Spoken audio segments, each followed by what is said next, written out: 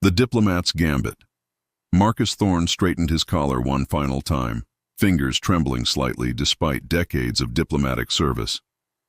The viewing port of the diplomatic shuttle showed the Dominion Council station ahead, a massive structure of crystalline spires and metallic rings that dwarfed anything humanity had ever built. Or so the galaxy believed. Behind him, Serafina Voss reviewed her datapad, though Marcus knew she had memorized every word of his prepared statement. Her dark hair caught the starlight streaming through the port, and for a moment Marcus allowed himself to simply watch her.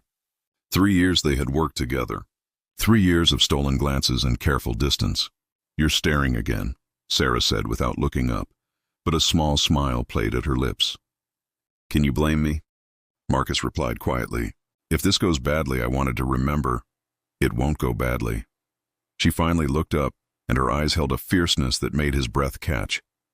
She crossed to him, stopping close enough that he could smell her perfume. "You'll walk in there, deliver the warning, and walk out. Then we'll go home, and you'll finally ask me the question you've been avoiding for 2 years. His heart hammered. "Sarah, after," she said firmly, but her hand found his, fingers intertwining. "Remind them why they should fear us. Then we'll talk about us." The docking klaxon sounded, shattering the moment. Sarah squeezed his hand once before stepping back, professional mask sliding into place. Marcus took a breath, gathered his resolve, and walked toward the airlock.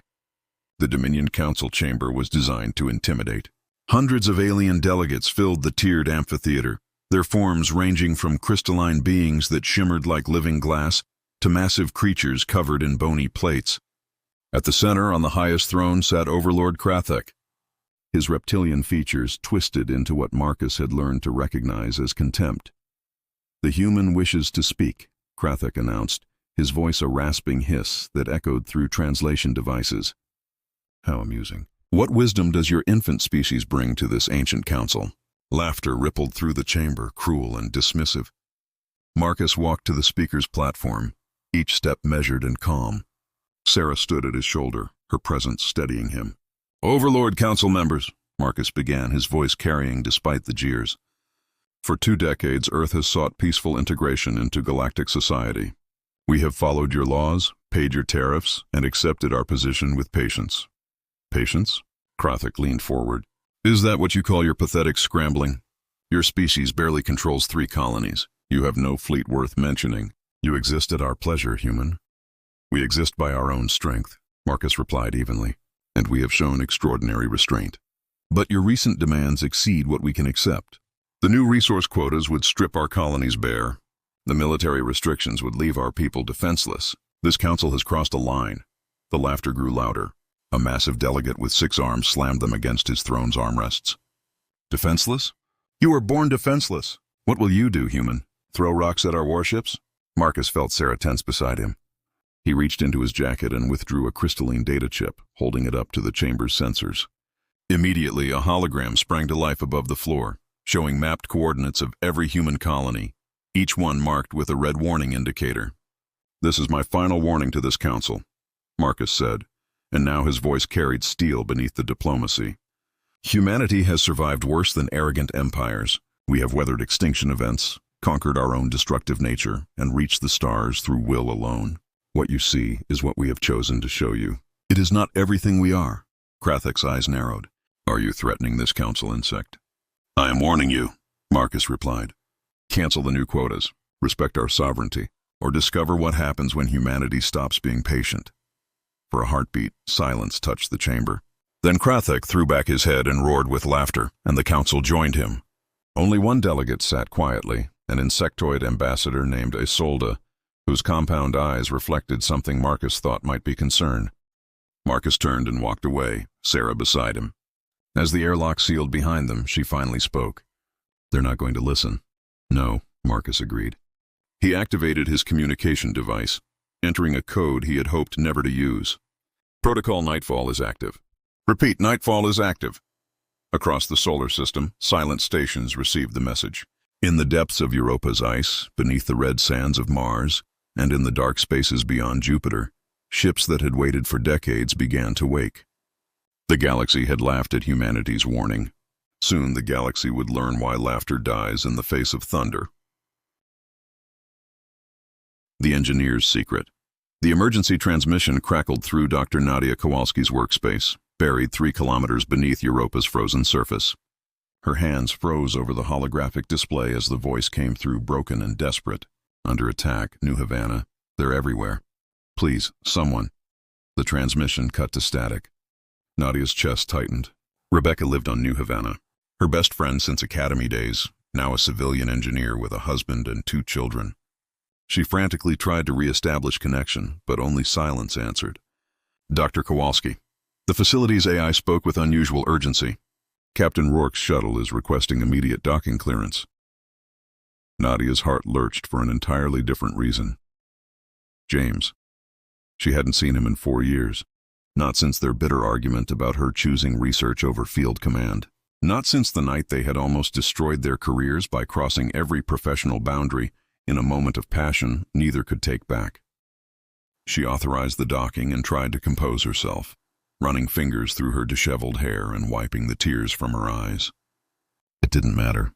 When James emerged from the airlock, his blue eyes found hers immediately, and she saw her own anguish reflected there. New Havana? She asked, her voice cracking. Gone. James crossed the distance between them, and suddenly she was in his arms, 4 years of separation evaporating like they had never happened. Nadia, I'm so sorry. Dominion forces hit 6 colonies simultaneously. The Council authorized it hours after Marcus delivered the warning. She pulled back, anger replacing grief. They attacked us? After we warned them? They thought we were bluffing. James's jaw clenched. Zenthor, one of their war commanders, personally led the assault on New Havana. He's broadcasting footage across the galaxy, celebrating his victory. Showing our people in chains. Nadia felt something cold settle in her chest. She had spent 12 years designing weapons she prayed would never be used. She had argued with James about whether humanity needed such terrible power. Now, looking at his face, seeing the devastation in his eyes, she understood.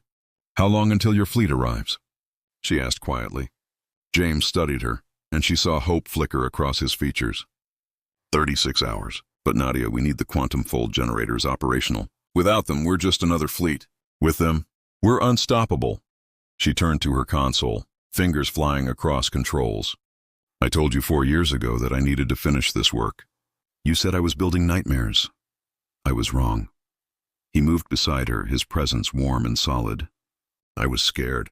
Scared of what we could become if we unleashed this power. Scared of losing you to the work. You lost me anyway, she said, but there was no bitterness in it now, only regret. Then let me find you again. James caught her hand, stopping her frantic typing. After this is over. After we've shown them why humanity doesn't make empty threats. Let me find you again, Nadia, please. She looked at their joined hands, remembering how perfectly they had once fit together. Rebecca had a daughter, 3 years old. She sent me a video last month of her singing. I know, James said softly. And Zenthor will answer for every life he's taken. But I need you to help me make sure we have the weapons to make that answer mean something. Nadia nodded, straightening. She pulled up the master control interface, showing him the network of facilities scattered across the solar system. Every major moon, every asteroid station, every hidden dock has a quantum fold generator installed. They can bend space itself, create firing solutions that ignore distance and shielding. But they've never been tested at full scale. They're about to be. James studied the display with a commander's eye. How many ships can you power? All of them. She pulled up another screen, showing vessel counts that made James's eyes widen. 2,000 ships hidden in Saturn's rings alone. Another 1,500 in the Kuiper Belt. The Shadow Fleet that Admiral Chenoconquo commands, the assault wings under various commanders, humanity doesn't officially acknowledge. All of them have been waiting for Protocol Nightfall, James whistled softly. The galaxy thinks we have maybe 300 outdated warships. We let them think that. Nadia activated the awakening sequence. Throughout the solar system, power signatures began blooming like flowers in spring, Marcus warned them. He gave them every chance. Now we show them what humanity looks like when we stop pretending. Across the void on the conquered surface of New Havana, Zenthor stood among the ruins and laughed. His soldiers had stripped the colony of anything valuable, and the surviving humans huddled in detention fields, broken and defeated. This was how wars were won, he thought. Not through negotiation, but through overwhelming force applied without mercy. His communication officer approached nervously. War Commander, we're detecting unusual energy signatures near Saturn. Multiple contacts, far more than intelligence suggested.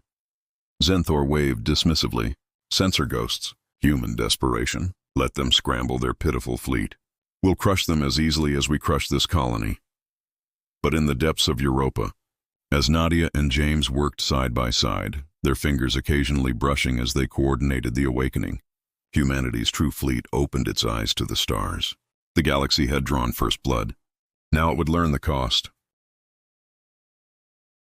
The Ghost Admiral, Admiral Takara Chenokonkwo, stood on the bridge of the Shadow's Edge, watching the rings of Saturn shimmer in the distance as her fleet emerged from hiding.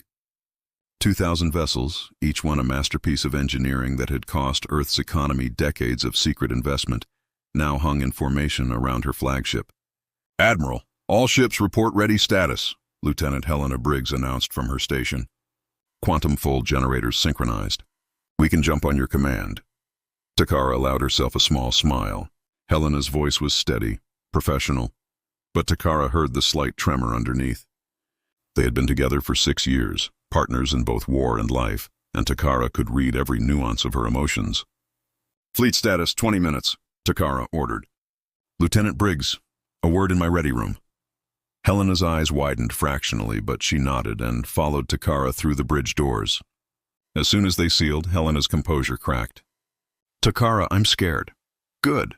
Takara pulled Helena into her arms, feeling the tension in her partner's shoulders. Fear keeps us sharp, fear keeps us alive, but never let it keep us from doing what must be done. Helena buried her face in Takara's shoulder. What if something goes wrong? What if the fold generators fail? What if... Then we fight with what we have. Takara tilted Helena's chin up, meeting those worried eyes. But we fight together. Always together. Promise me, Helena whispered. Promise me that after this is over, we'll take that leave we've been planning. The cabin in the mountains, just us, no war, no fleet, no... Takara silenced her with a kiss, gentle but firm. When she pulled back, she pressed her forehead to Helena's. I promise. 2 weeks in the Rockies. Real coffee, real sunlight, and not a single uniform in sight. I'll hold you to that. Helena managed a shaky smile. Now let's go show the galaxy why they should have listened to Marcus. They returned to the bridge, masks of command firmly in place. Takara studied the tactical display where the Vryn Empire's fleet had gathered in force near their capital world. War Sovereign Drask commanded 300 ships, a massive armada that had conquered 12 systems in the past century. Intelligence reported that Drask had laughed when he heard about the attacks on human colonies. He had called humans entertaining vermin and predicted that humanity would be enslaved within a month. All ships, Takara spoke into the fleet-wide channel, her voice calm and clear. Today we remind the galaxy that humanity's patience should never be mistaken for weakness. We will engage the Vryn fleet with precision, minimize collateral damage to their worlds, but show no mercy to their warships. Make them understand that every human life they took has a price. Ghost Fleet, execute jump in 3, 2, 1. Reality twisted. The quantum fold generators activated simultaneously across 2,000 ships, bending space itself. In an instant, the Ghost Fleet materialized in perfect formation around Vryn Prime. On his flagship, Drask's multiple eyes widened in shock. Where moments before there had been empty space, human warships now filled his sensors. But then he laughed, a booming sound that echoed through his bridge. Only 50 ships? They sent 50 ships against 300? Human arrogance knows no bounds. His sensor officer's voice cracked with panic. War Sovereign, you don't understand. There are 50 ships here, but there are signals across the entire system. Thousands of them. They're everywhere. Drask's laughter died. Impossible. Launch all fighters. Prepare main batteries. We'll crush. The humans fired first. Takara watched the tactical display with satisfaction as her fleet moved like a choreographed dance. The quantum fold generators didn't just allow instant travel. They allowed weapons to fold space to strike targets that thought themselves safe behind shields and distance. Beams of coherent light punctured through Vryn shields as if they were paper. Missiles appeared inside enemy hangars, having folded through armor plating.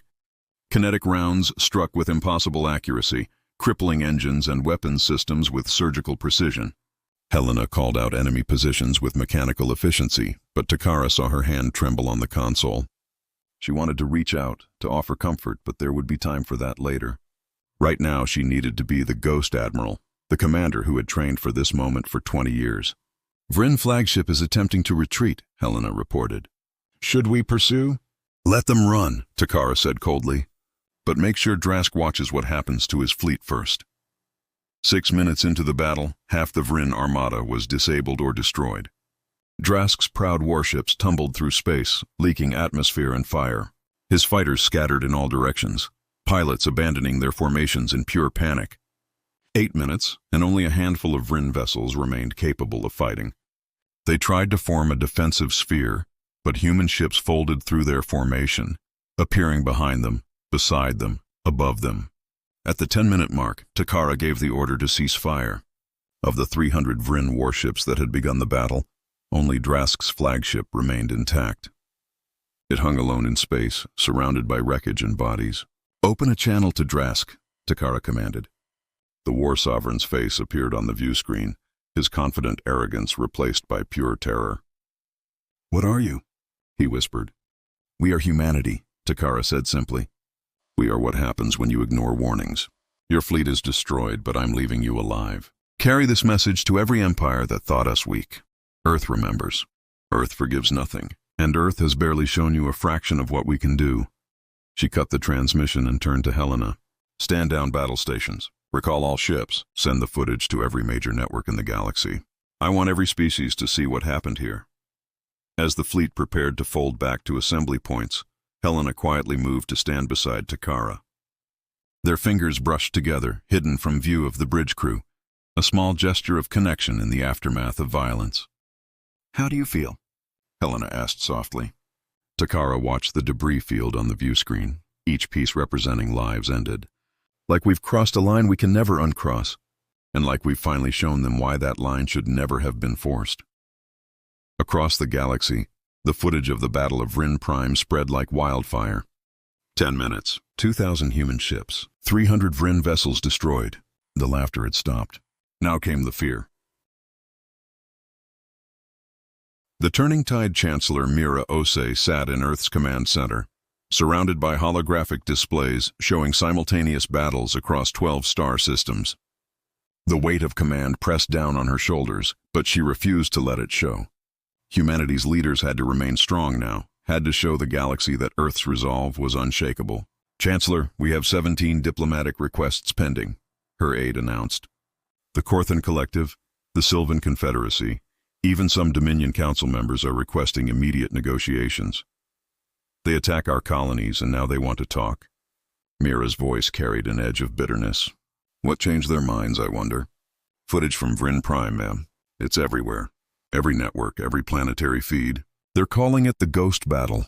Before Mira could respond, her personal communication device chimed. The restricted channel. She activated it and Marcus Thorne's weary face appeared. Chancellor, I need to return to the Dominion Station. Several council members are ready to negotiate in good faith. Others are still talking about resistance. Marcus, you've done enough. Send someone else. No. His voice was firm. I delivered the warning they ignored. I need to be there when they finally understand what that warning meant. He paused. Sarah is coming with me. We've decided that after this crisis is over, assuming we both survive, we're resigning from diplomatic service. Mira felt a rare smile cross her lips. About time you two figured it out. Go. Bring me peace if you can, but don't compromise our position. Not after what they did to our people. As Marcus signed off, another channel opened. Nadia Kowalski's face appeared, and Mira saw James Rourke standing close beside her in the frame, their shoulders touching in a way that spoke of recent reconciliation. Chancellor, the Quantum Fold Network is performing beyond expectations, Nadia reported. We've successfully coordinated strikes on every empire that participated in the colony attacks. Captain Rourke's tactical assessments have been invaluable. We work well together, James added, and the look he exchanged with Nadia made Mira think of her own late husband, gone these past 5 years. That same unspoken communication, that perfect synchronization of two souls moving as one. Then keep working together, Mira said. But be ready.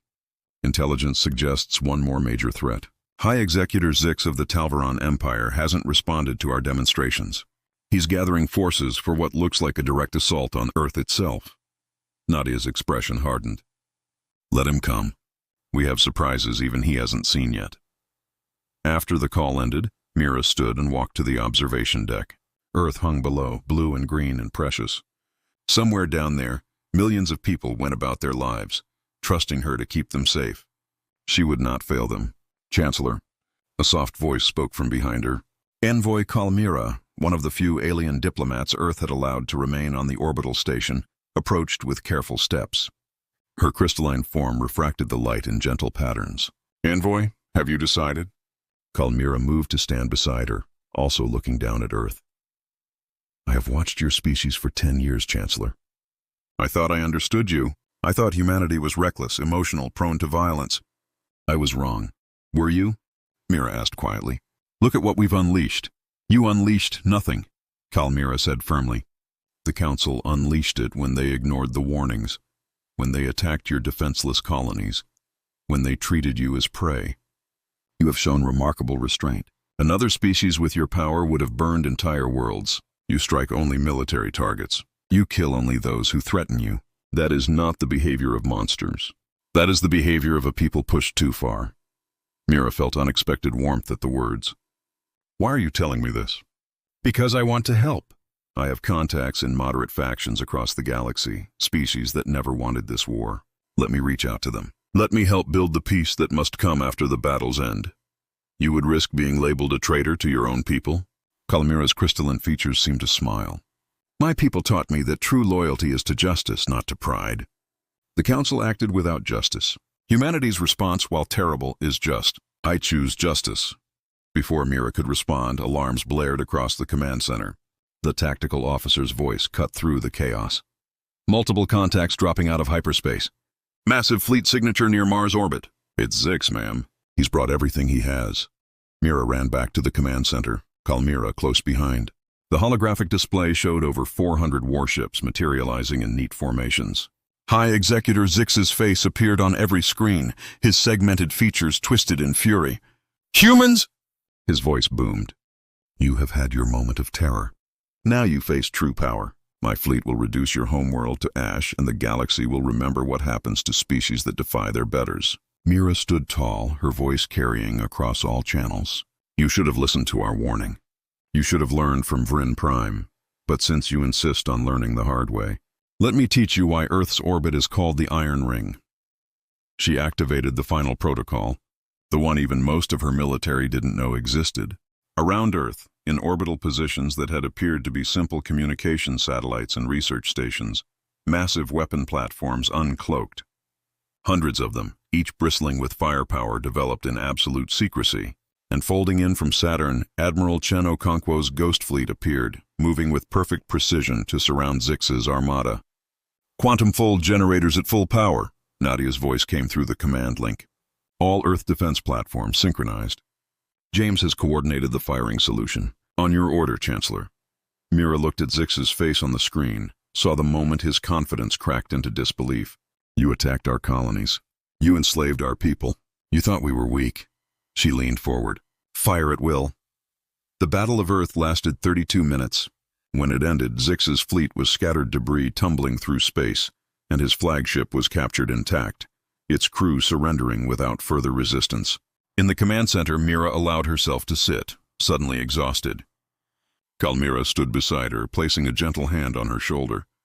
It's over, the envoy said softly. The galaxy has seen enough. I hope you're right, Mira replied. I truly do. Across the solar system on Europa, Nadia leaned against James as they watched the battle results. His arm wrapped around her waist, holding her close. 2 weeks in the mountains? She asked. 2 weeks, he confirmed. No uniforms, no war.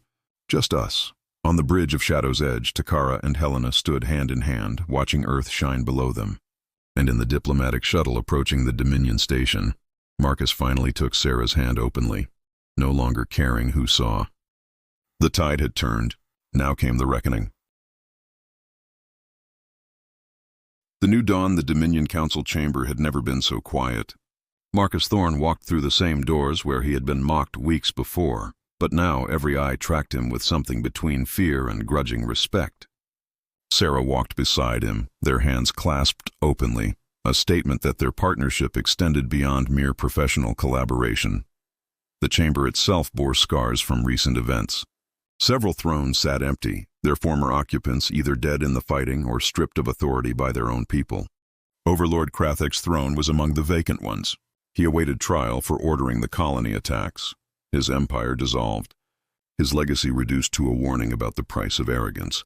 Ambassador Isolde, the insectoid delegate who had warned Marcus privately weeks ago, now sat in the central mediator position, placed there by unanimous vote of the surviving council members. She clicked her mandibles in greeting as Marcus approached. Ambassador Thorn, Advisor Voss, the council is grateful you have returned. Are they? Marcus let his gaze sweep across the assembled aliens.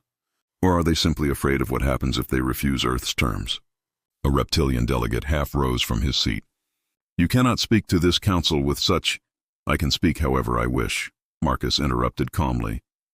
Because every being in this chamber knows that Earth's fleets could reduce your homeworlds to cinders.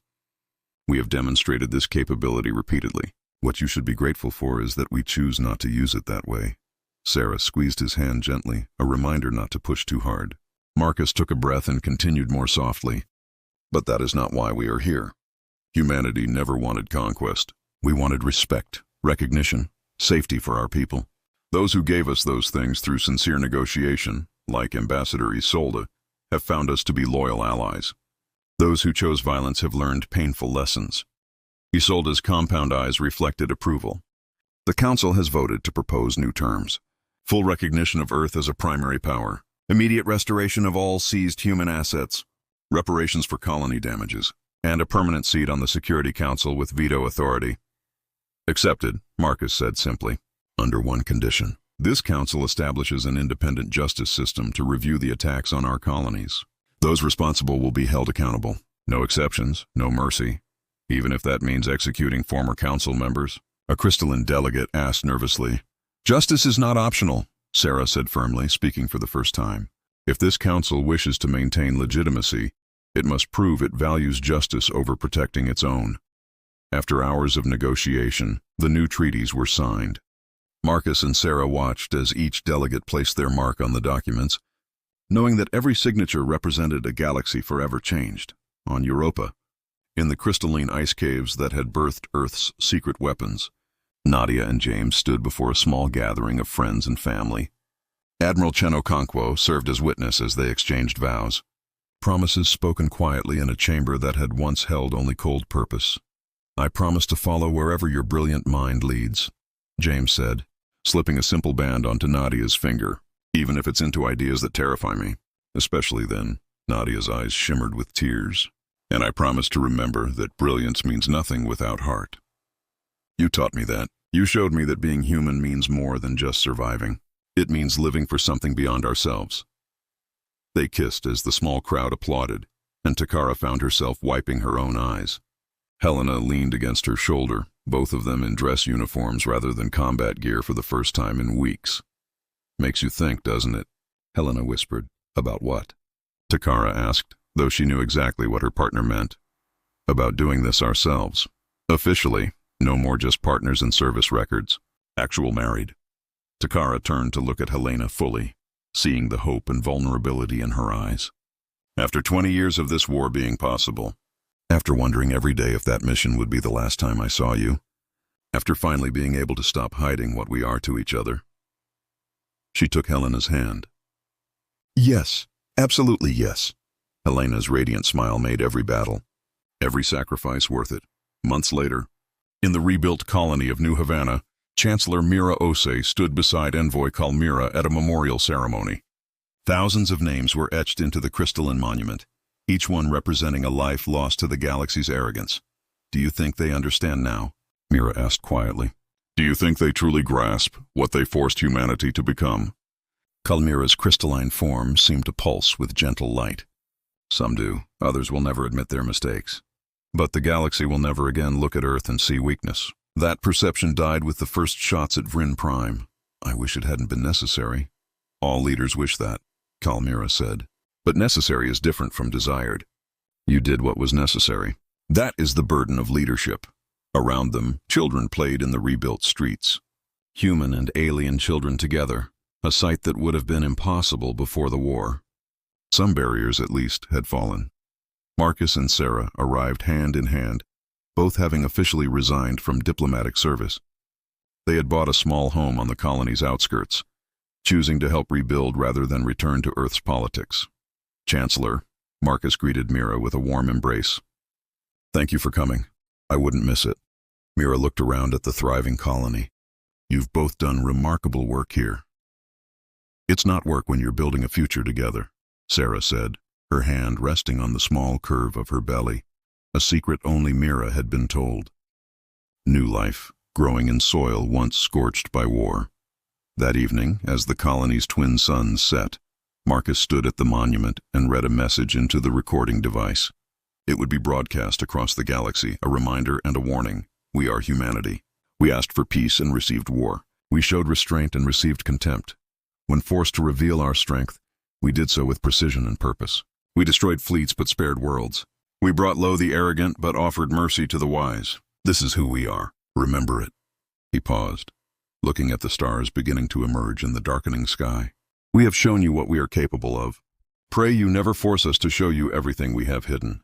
Because what you have seen is not our full strength. It is merely a warning. The galaxy laughed at our first warning. We hope it listens to this one." Far above, in hidden orbits and secret stations, Earth's true arsenal remained concealed. The quantum fold generators were first-generation technology. The weapons revealed in the war were decades old, proven designs. But deeper in classified facilities, new projects continued, advancing technology the galaxy couldn't imagine. Humanity had shown its hand, but not all of it. That was the final lesson Earth taught the stars. Strength is not just in what you show, but in what you choose not to reveal. The galaxy had tested humanity's patience. It had mocked Earth's warnings. It had forced humanity to become something more than it wished to be. And in the end, the galaxy learned that some warnings, when ignored, become prophecies. In the darkness between stars, in the quiet spaces where Earth's ships patrolled, a new era had begun. An era where humanity stood not as supplicants or prey, but as equals who had earned their place through sacrifice and strength. The war was over. The peace was fragile, but the lesson was eternal. When stars refuse to listen, sometimes you have to teach them to hear thunder, and humanity's voice would never again be dismissed as merely noise.